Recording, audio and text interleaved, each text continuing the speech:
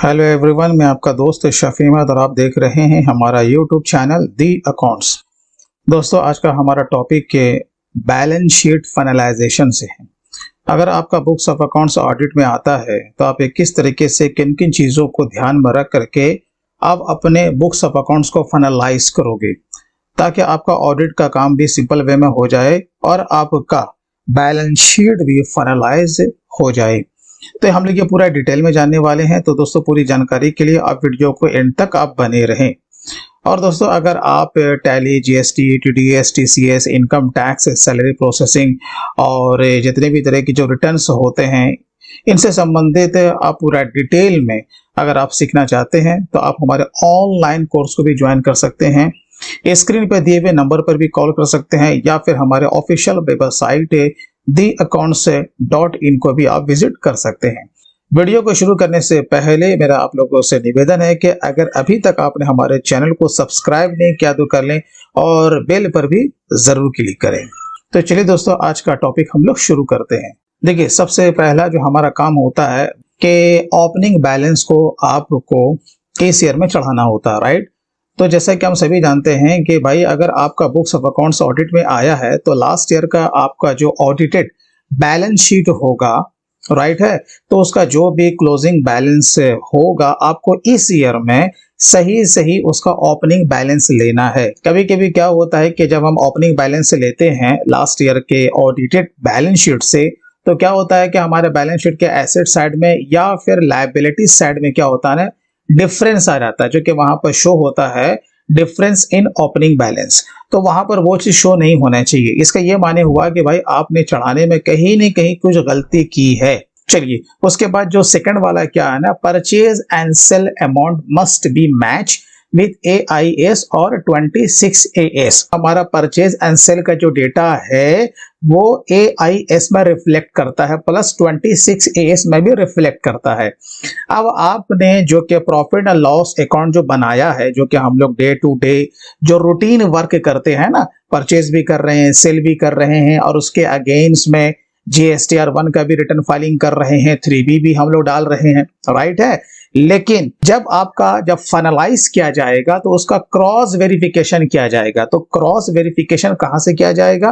AIS से, याद रखिएगा। उसके बाद क्या होता है ना, BRS, बैंक रिकंसिलेशन स्टेटमेंट। आपका चाहे नॉर्मल अकाउंट हो या फिर OCC हो या फिर OD हो, उसका BRS बनना बहुत ही जरूरी है। आप अगर मंथली मोड में बनाते हो तो ऑफ कोर्स वो आपका पूरा बना हुआ होगा, लेकिन कभी बनाओ या ना बनाओ भाई, साल में तो एक बार बनाना है ना, क्योंकि बहुत सारे ऐसे पेमेंट होते हैं, बहुत सारे ऐसे हमारे बुक्स में रिसिप्ट की एंट्री आती है जिसका कि क्लियरेंस नेक्स्ट ईयर होना होता है। तो जब तक आप BRS नहीं बनाओगे तो आपका क्या होगा, जो कि बैंक है वो भी आपके बुक से टैली नहीं होगा, राइट है। तो BRS भी बहुत ही इंपॉर्टेंट है, ये आपको जरूर बना लेना है। उसके बाद जो नेक्स्ट हमारा क्या है कि no negative cash balance in a single day.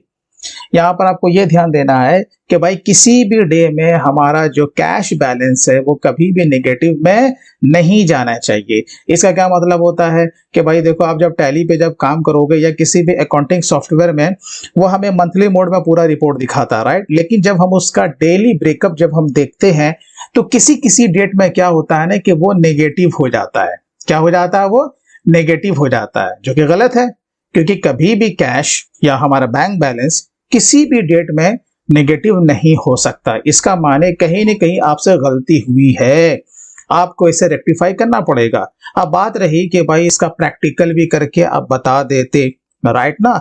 तो इसके प्रैक्टिकल के वीडियो मैंने ऑलरेडी बना के रखा है, पहले ये आप पूरा टॉपिक देख लो, ठीक है। वो आपको आई बटन में दिख जाएगा, सिंपली आप वहां से क्लिक करके आप वो वाला भी हमारे वीडियो आप देख सकते हो। चलिए, तो आपका कैश जो है वो नेगेटिव नहीं होना चाहिए। चलिए, उसके बाद देखते हैं नेक्स्ट पॉइंट क्या है, चेक स्टॉक मैनेजमेंट। अगर आपकी कंपनी ट्रेडिंग कंपनी है या मैन्युफैक्चरिंग कंपनी है, कुछ ना कुछ तो आपके पास क्लोजिंग स्टॉक तो बचा होगा ना, तो उसका आपको क्या करना है ना, फिजिकल स्टॉक वेरिफिकेशन ये आपको करना पड़ेगा कि आपके पास एक्चुअल में आपके गोडाउन में या आपके ऑफिस में या फिर आपके शोरूम में कितना स्टॉक बचे हुए हैं।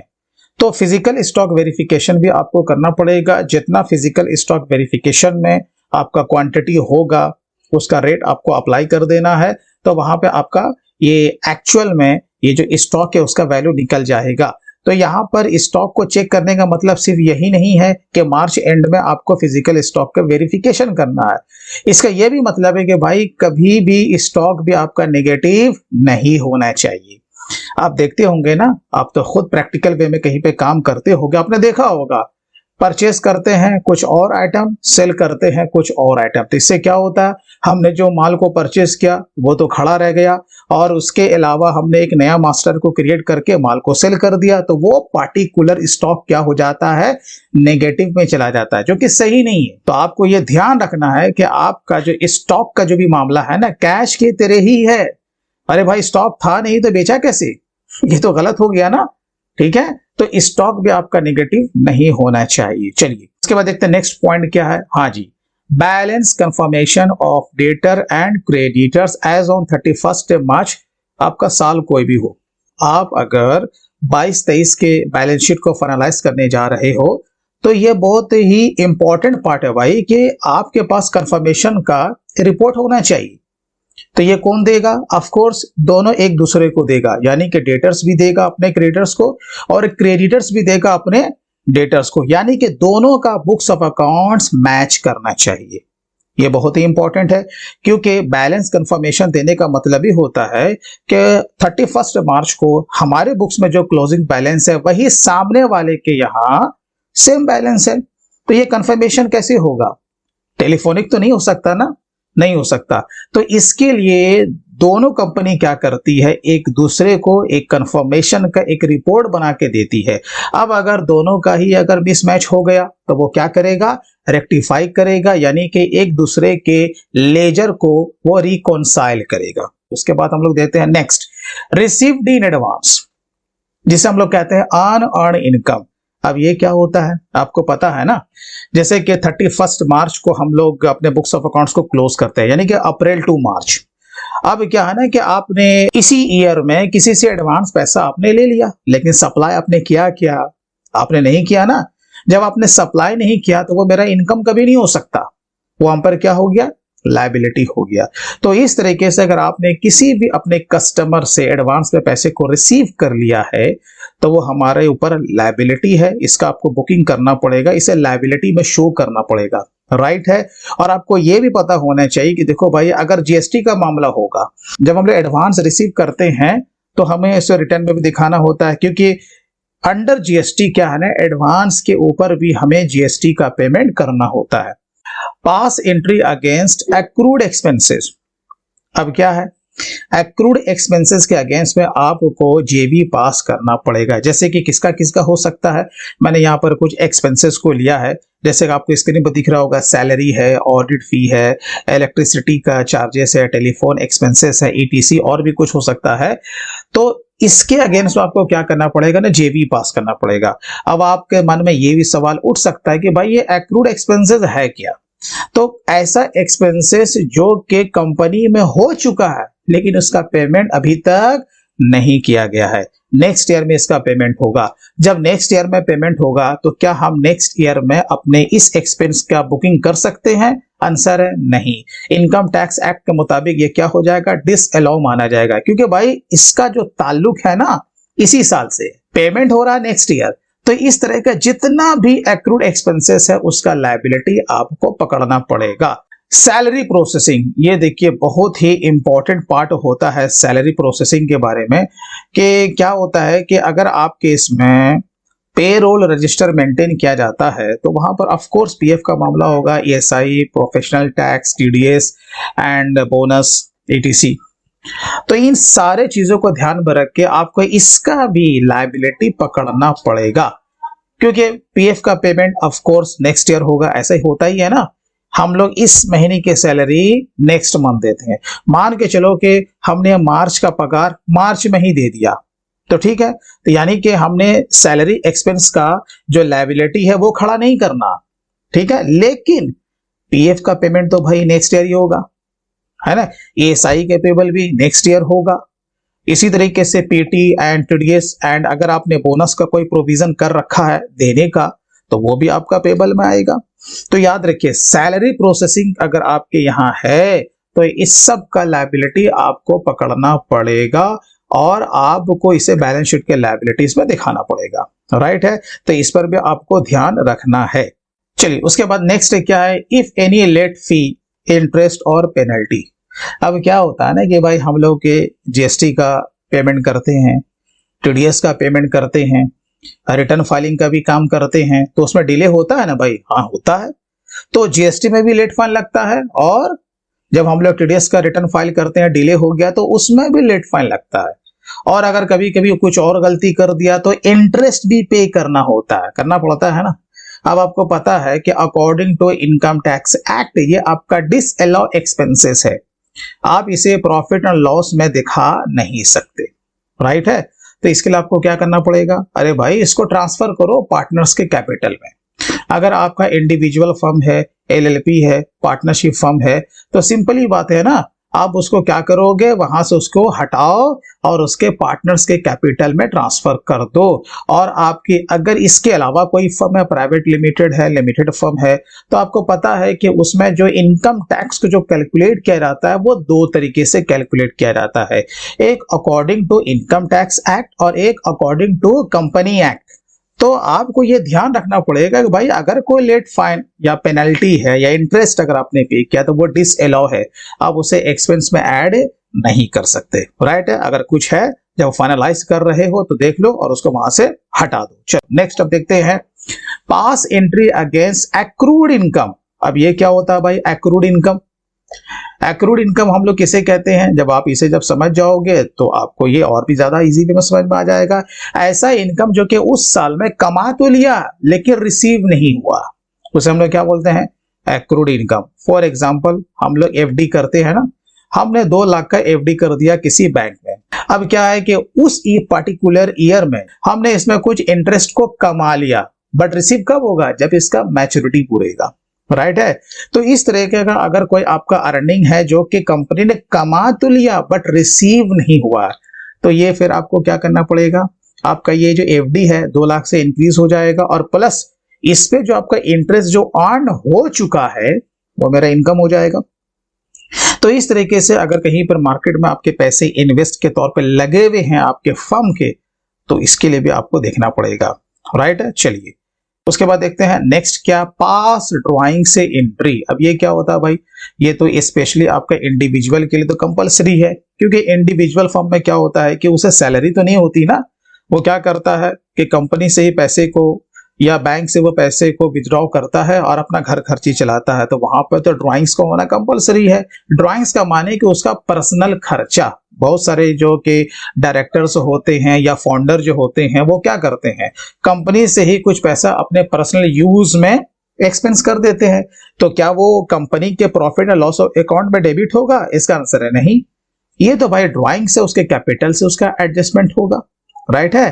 तो आपको ड्राइंग्स का भी एंट्री देख लेना है कि कहीं कोई अगर रिलेटेड टू प्रोप्राइटर है, रिलेटेड टू डायरेक्टर है, तो आपको उस एक्सपेंस को डिसअलाउ करना पड़ेगा और उसको ड्राइंग्स में ट्रांसफर करना पड़ेगा, ये भी आपको ध्यान में रखना है, ठीक है। चलिए उसके बाद देखते हैं नेक्स्ट क्या है, कंप्लीट जीएसटी रिटर्न फाइलिंग। तो आपका ये जो जीएसटी का रिटर्न फाइलिंग का काम है या तो क्वार्टरली वे में या फिर मंथली मोड में तो चल ही रहा। बुक्स में ये देखा जाता है कि अगर रिटर्न फाइल हो भी गया है तो भाई अगर कोई ऐसा एक्सपेंस है जो कि आरसीएम को अट्रैक्ट करता है, और ऑफ कोर्स जैसा कि मैंने कहा कि अगर आपने किसी से एडवांस अमाउंट अगर रिसीव किया है तो उसके अगेंस्ट में भी आपको जीएसटी का पेमेंट करना है। तो क्या आपने आरसीएम के अगेंस्ट में जीएसटी का पेमेंट किया है, क्या आपने एडवांस के अगेंस्ट में इसे जीएसटीआर 1 में दिखाया था, तो ये भी आपका दिखा जाएगा ना। अगर ये सारी चीजें अगर छूट गई हैं तो याद रखिए ये एक क्वेश्चन मार्क के बन जाता है। नेक्स्ट है पास journal entry against GSTR 3B return filing. आपको पता है कि जब हम लोग जीएसटीआर 3B का रिटर्न फाइल करते हैं तो उसमें हम लोग ऑफसेट करते हैं, ऑफसेट करते हैं ना, जितना भी हमारा आउटपुट बन रहा था, हमारे पास जितना इनपुट टैक्स का क्रेडिट था, हम एक दूसरे को क्या करते हैं भाई, ऑफसेट करते हैं, एडजस्टमेंट करते हैं, यानी आउटपुट माइनस इनपुट, यही करते हैं ना भाई 3B में।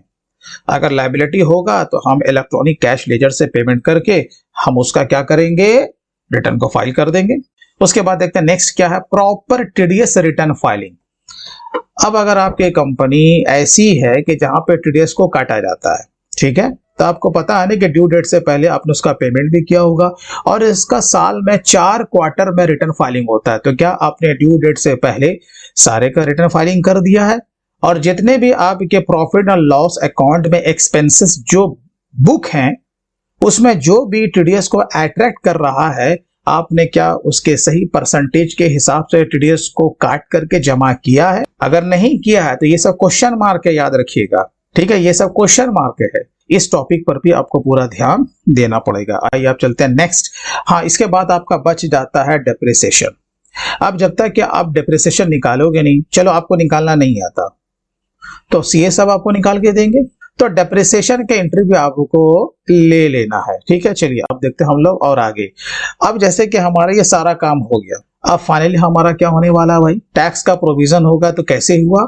सारे टॉपिक को हमने ध्यान में रख करके बुक्स ऑफ अकाउंट्स को फाइनलाइज किया, राइट है। जब हमने फाइनलाइज किया तो हमें पता चल गया कि भाई फाइनली हमें कितना टैक्स का पेमेंट करना है। तो पेमेंट तो है भाई इस ईयर का, और इसका पेमेंट कब होगा? नेक्स्ट ईयर में। तो भाई उसका प्रोविजन तो करना पड़ेगा ना, यानी कि लायबिलिटी आपको इंक्रीज करनी पड़ेगी। तो टैक्स प्रोविजन का भी एंट्री आपको इसी साल में ले लेना है, यानी कि इसे लायबिलिटी में शो आपको कर देना है, राइट। और उसका पेमेंट कब होगा? नेक्स्ट ईयर होगा। चलिए, तो ये एंट्री आपको कर लेना है। अब बात आती है प्रोविजन फॉर डेफर्ड टैक्स। अब अगर आपकी कंपनी में ऐसा मामला आया है कि भाई according to income tax act और अकॉर्डिंग टू कंपनी एक्ट, दोनों में आपका डिफरेंस आ गया, लेकिन आपको पता है कि पेमेंट जो होता है वो इनकम टैक्स एक्ट के मुताबिक ही पेमेंट होता है इनकम टैक्स का, राइट है। अब उसमें हो सकता है कि आपका डेफर्ड टैक्स एसेट निकले, या हो भी सकता है कि आपका डेफर्ड टैक्स लायबिलिटी भी निकले। तो इसका प्रॉपर आपको कैलकुलेशन करना पड़ेगा और आपको इसका भी प्रोविजन बैलेंस शीट में दिखाना पड़ेगा, राइट है। जब इतना सारा काम हम लोग कर लेते हैं मोटे तौर पे, ये सब तो टॉपिक है ना भाई, ये सब टॉपिक है, तो ये सब टॉपिक को आप नहीं जानेंगे तो फिर हम फाइनलाइज कैसे करेंगे, राइट है। तो पहले हमें टॉपिक को जानना जरूरी है कि कौन कौन से ऐसे क्वेश्चन मार्क हैं जिसको ध्यान में रख करके हमें अपने बुक्स ऑफ अकाउंट्स को फाइनलाइज करना है फॉर ऑडिट पर्पस। ठीक है, जब इतना काम हो जाएगा तो फाइनली जो भी हमारा प्रॉफिट जो निकलेगा तो उसे हम क्या करेंगे, जो कि पार्टनर्स का कैपिटल है, हम लोग उसमें ट्रांसफर कर देंगे। और ऑफ कोर्स अगर इंडिविजुअल है तो वो इकलौता मालिक है, तो सारा का सारा प्रॉफिट कहाँ चला जाएगा? उसके कैपिटल अकाउंट में ट्रांसफर हो जाएगा। अब इसका प्रैक्टिकल जो है मैंने टैली प्राइम पे करके मैंने बना रखा है, आपको आई बटन में दिख जाएगा, आप वहां से क्लिक करके आप उस वीडियो को भी देख सकते हैं। तो चलिए इस वीडियो में बस इतना ही, फिर मिलते हैं किसी दिन किसी नए टॉपिक के साथ। तब तक take care and bye bye.